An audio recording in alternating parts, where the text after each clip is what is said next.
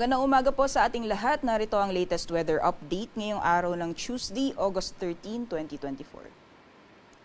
So sa kasalukuyan po, yung binabantayan natin na bagyo na nasa labas ng ating Philippine Area of Responsibility ay bahagya pang lumakas at ito ay nasa tropical storm category na may international name na si Ampil.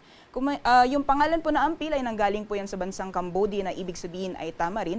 At kung makikita po natin dito sa ating latest satellite image, itong si Tropical Storm Ampil ay malayo po sa ating kalupaan kaya hindi po natin inaasahan na makakaapekto ito sa anumang bahagi ng ating bansa pati na rin sa mga susunod na araw dahil patuloy po itong kumikilos sa direksyong northeastward o papalayo po siya ng ating Philippine Area of Responsibility although may pagkamabagal po yung kanya magiging pagkilos. Samantalang, ang nakakaapekto po, weather system nakakaapekto ngayon sa ating bansa ay patuloy pa rin uiiral ang southwest monsoon o hanging habagat nakakaapekto sa ilang bahagi ng Luzon pati na rin sa may western section ng Visayas. At kung makikita po natin dito sa ating latest satellite image, meron po tayong namamataan ng mga kapal na kaulapan, lalong-lalo na dito sa may bahagi ng northern Luzon, kaya asahan pa rin po natin ang posibilidad ng mga kalat-kalat mga pagulan sa ilang bahagi ng northern Luzon, central Luzon, pati na rin dito sa may extreme northern Luzon area. Meanwhile, sa nalalabing bahagi po ng ating bansa, generally fair weather conditions po tayo. Wala po tayong namamataan na mga kapal na kaulapan na posibleng magdulot ng maghapon o buong araw ng mga pag-ulan sa nalalawing bahagi po ng ating kapuluan. Although may mga kaulapan po tayong namamataan, hindi po siya tumatagal. So asahan pa rin po natin magpapatuloy yung generally fair weather conditions or mainit na panahon, lalong-lalo na pagdating ng tanghali at may mga tsansa pa rin ng mga isolated rain showers or thunderstorms o mga biglaan o mga panandaliang buhos ng ulan. At sa mga susunod na araw, ay asahan po natin na patuloy kikilos papalayo itong si Tropical Storm Ampil papalayo ng ating bansa.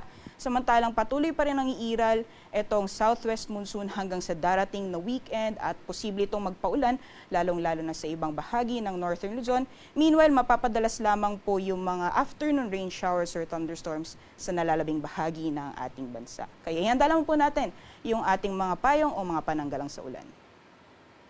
Sa magiging lagay naman po ng panahon ngayong araw sa Luzon, gaya po ng nabanggit natin kanina, patuloy pa rin ang pag-iral ng southwest monsoon o hanging habagat, lalong-lalo na dito sa may areas ng Ilocos Region, Zambales, pati na rin sa Batanes at Babuyan Islands. Posible po itong magdulot ng mga kalat-kalat mga pagulan, pagkidlat at pagkulog. Samantalang sa nalalabing bahagi naman po ng Luzon, ay generally magpapatuloy pa rin yung generally fair weather conditions, liban na lamang po yung mga tsansa ng mga biglaan o mga panandaliang buhos ng ulan, usually sa hapon o sa gabi or possible din sa madaling araw. Sa agwat naman po ng temperatura, inaasahan natin sa mga piling syudad dito sa Luzon, sa lawag po ay maglalaro mula 26 hanggang 32 degrees Celsius, 17 to 23 naman para sa Baguio.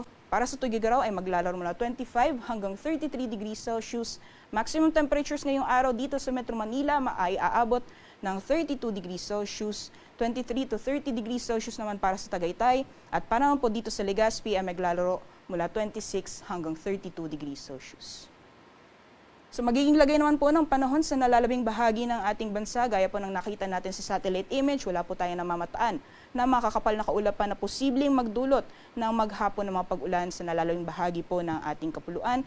Kaya saan pa rin po natin yung mainit na panahon, lalong-lalo na pagdating ng tanghali at may mga tsansa pa rin ng mga isolated rain showers or thunderstorms, kadalasan sa hapon o sa gabi.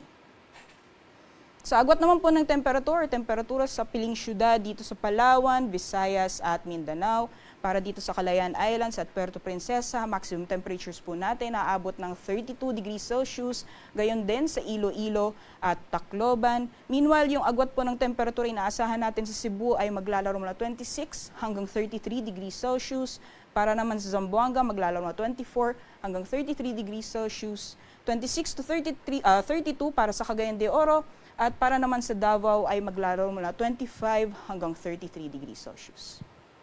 Sa kalagayan po ng ating karagatan, wala pa rin po tayong gale warning sa ngayon, banayad hanggang sa katamtaman ng mga pag-alon ang mararanasan sa ating mga karagatan, kaya malaya pong makakapalawat ang ating mga kababayan, lalong-lalo na yung may mga maliit na sasakyang pandagat. Ngayong umaga, si Haring Araw ay sisikat ng 5:42 a.m. at lulubog mamayang 6:20 p.m. Para sa karagdagang impormasyon, bisitahin lamang po ang aming social media accounts at ang aming website pag-asa.dust.gov.ph.